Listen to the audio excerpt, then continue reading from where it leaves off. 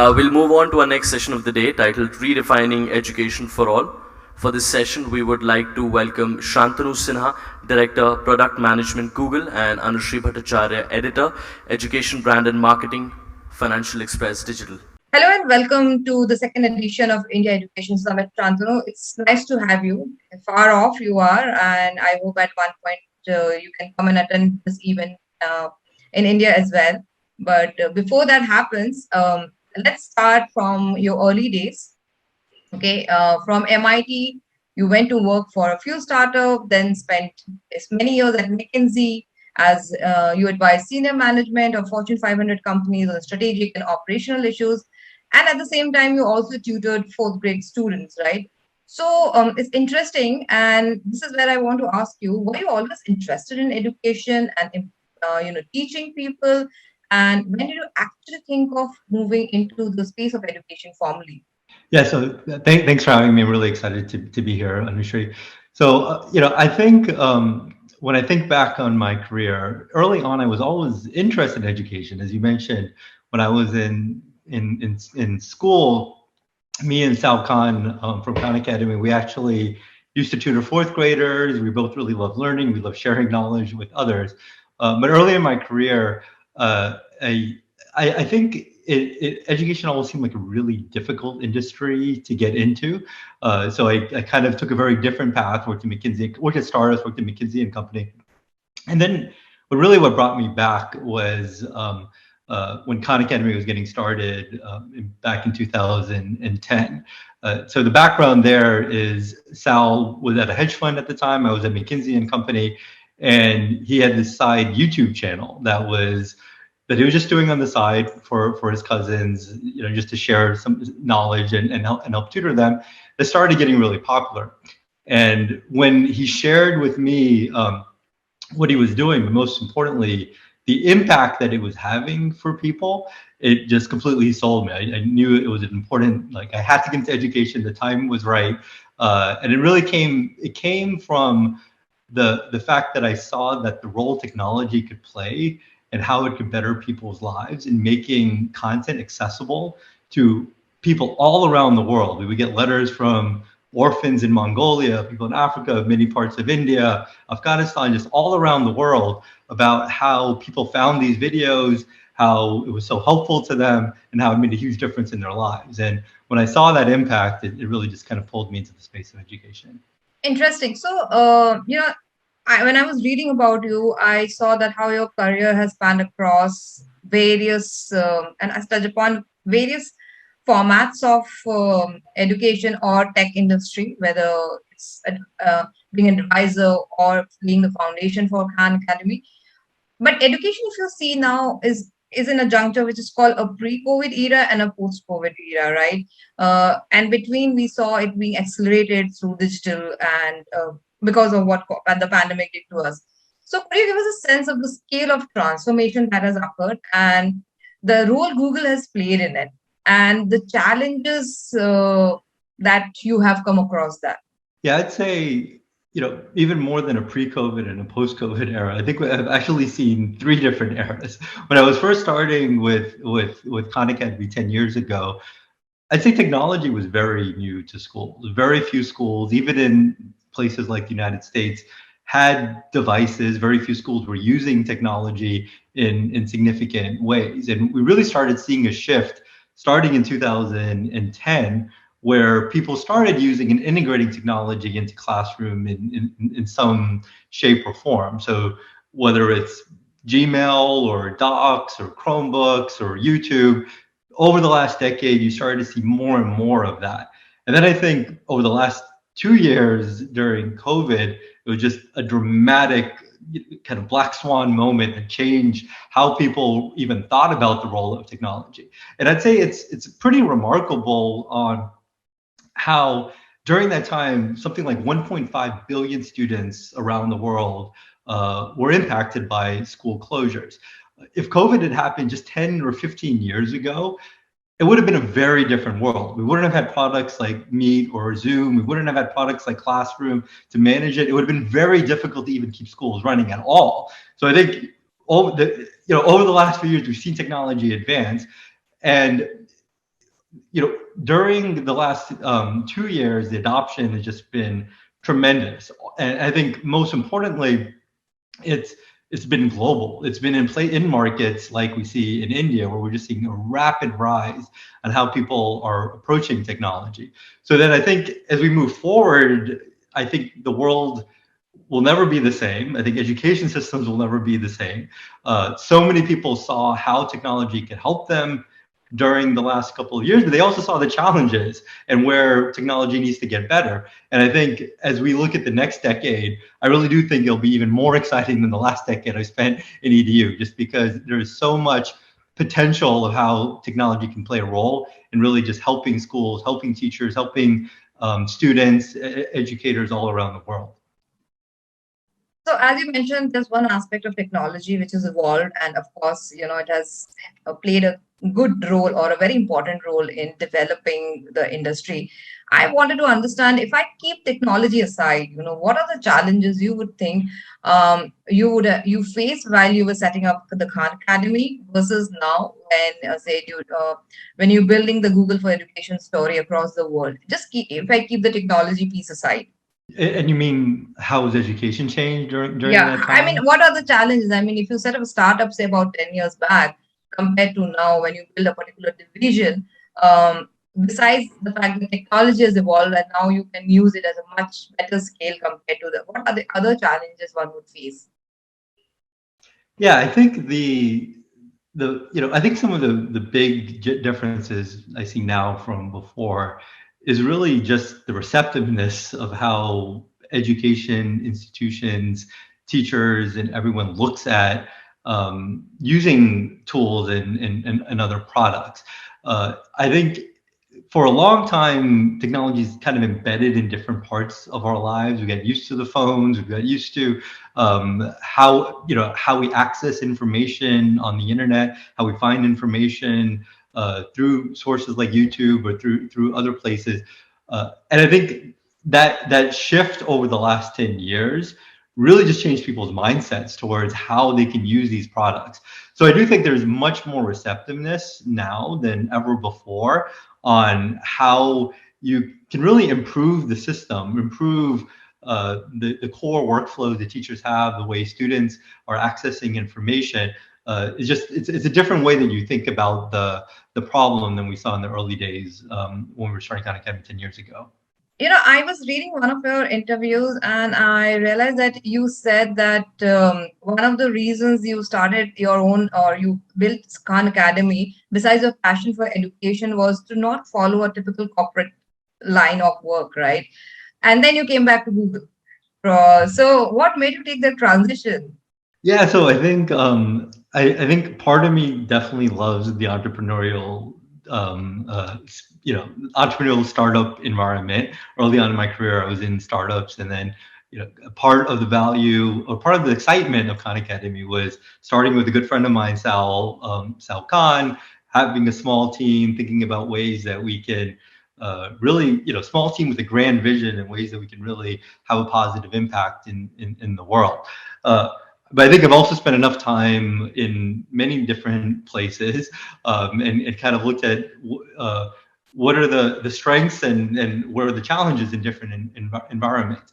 And I think one of the things that I always found with Google is that there is so much that Google has that you could really build off of, right? In many cases, Khan Academy was built off of YouTube, and a lot of discoverability was through search, and we were built on Google on GCP as a hosting platform, and much of the funding and support we got early on at Khan Academy was actually from Google. Our first check came from Google.org when we were getting started. So I always had a lot of ties to Google as an organization, but really what drove me is seeing the impact that we can take when we take the products that Google has that are embedded in so much of what we do. On anytime you have a question, you're trying to learn something, first thing you do is you search for it and go to Google. If you're looking at trying to find content, look at YouTube.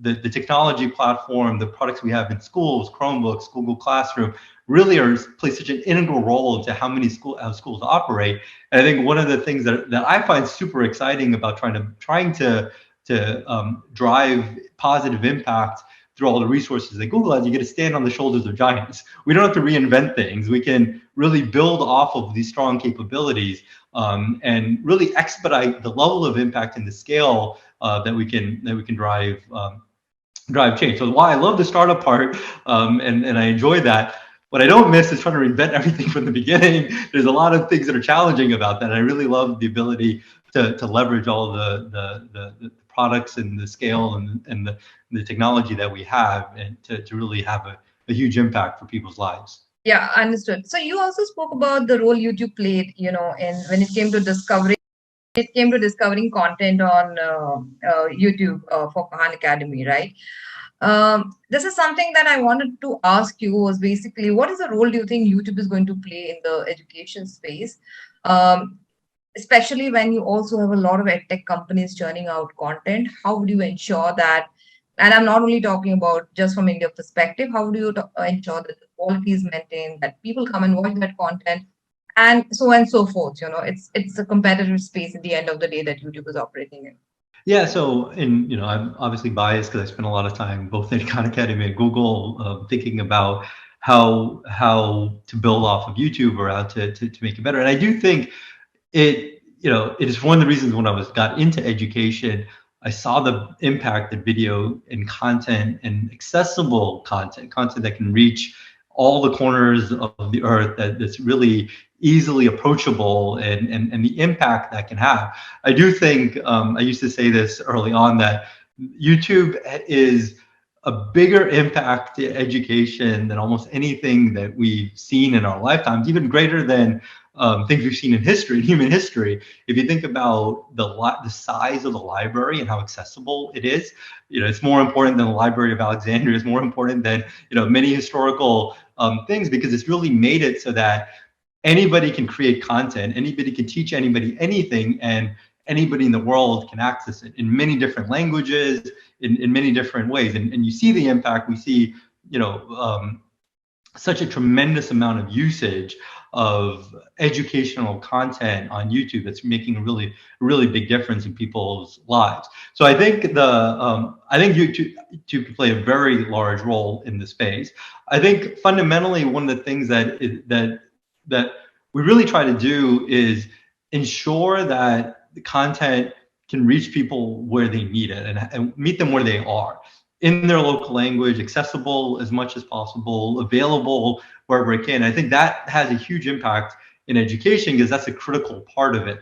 I think video content is only one part of educational material, and even obviously there's assessment questions, articles, a lot more that needs to be created to support education. So I do think it's really important that an edtech ecosystem is building off of that and really trying to expand the type of resources that are available to users. And I think it is a synergistic world where we can expand access to as many people as possible, but at the same token, ensuring that many people can play and many people can support that ecosystem. So, two questions from here. The first one is, then in that case, what is the role of Google for Education that you see going forward? How do you see that product evolving, making a real impact in the lives of not only people who have access to it, but people who do not or have limited access to it? And then I'll ask the second question post this. Yeah, so I think as I think about Google for Education going forward, one of the big things is, as we were saying earlier, the level of adoption of technology is just so significant in education. So people are now, it moved from being a stopgap over the last couple of years, a way to keep operating and being forced to use technology, to something that's a core part of schools and educators and ministers of education strategy for how to think about really supporting teachers and students as much as possible. So as I think about the role that Google for Education could play going forward, it really is around bringing the best of our technology, the best of our AI, the best of our understanding on how we can help people and support them for this new world, this new reality. I think we've only just hit the surface of how technology can help people. We've moved from it being something that wasn't a part of it, something that's now a core part of so many journeys, but we're still in the very, very early stages of that.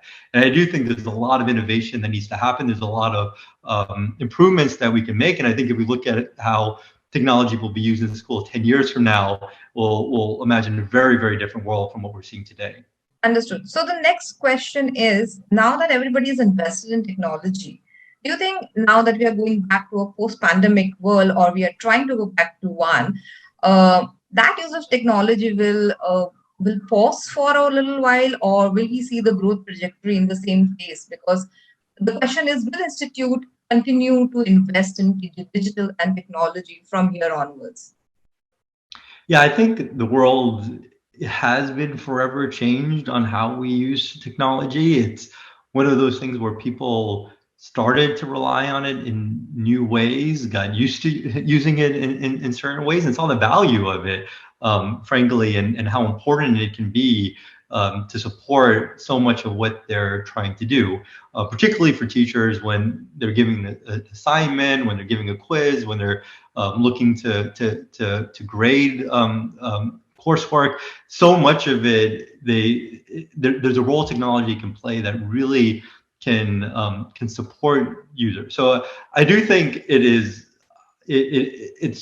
I think it's very likely that we will see a continued increase in the adoption of these tools over the next few years. And I think it's one where it has just particularly been accelerated in places like India. I think it's an area where what I see kind of globally and what the adoption curves look like, things that took many years for other markets, because of the last couple of years, just the whole world immediately jumped up that adoption curve, like dramatically. It didn't go from early adoption, just went straight up to like a different level of adoption. So I do think that is just going to have a huge impact going forward on how schools use these tools, and the role that Google for Education can play in supporting teachers, students, and educators going forward. How do you see AI and ML playing a big role in future of learning? That is an aspect that we have not touched upon. And that's the last question for you. Yeah, and I think AI can play a huge role, and actually part of the reason that I was always very excited to work on these products in a place like Google is really to think about how we can leverage that innovation of technology and AI. I think there's many different ways that it can support. One of our products that we launched a couple of years ago is called Read Along, which is a speech-based reading tutor, which helps people in the early phases learn how to read words by providing kind of a reading coach that's with you as you're practicing reading. And one of the things that we found is this is only possible now with the latest advances in AI. We finally have gotten to ability where our speech recognition technology across many languages, many of the Indic languages, can be done offline on a phone in a very quick and rapid way. And we found that when we've given people this kind of built-in reading tutor, we see tremendous gains on literacy outcomes by having this phone. It can really make a difference in access to many individuals who may not have access to books, or may not have access to a tutor who can help them all the time. And I think just an example of how AI can make a huge role and just open up possibilities that weren't there a few years ago. We have a number of other things that I'm really excited that we're working on.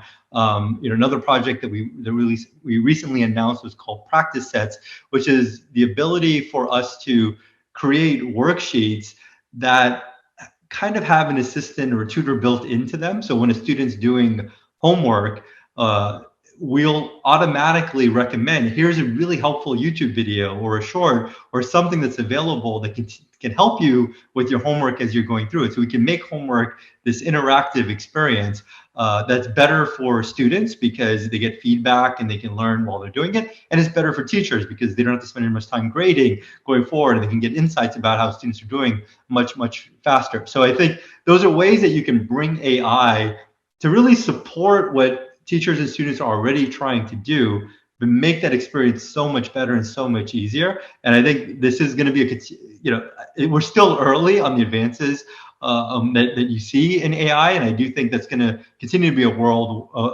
Continue to see a lot of advances on that going forward that are going to make a huge difference to people, to students and teachers alike. Thank you so much, Shantanu, and it's been a pleasure to talk to you.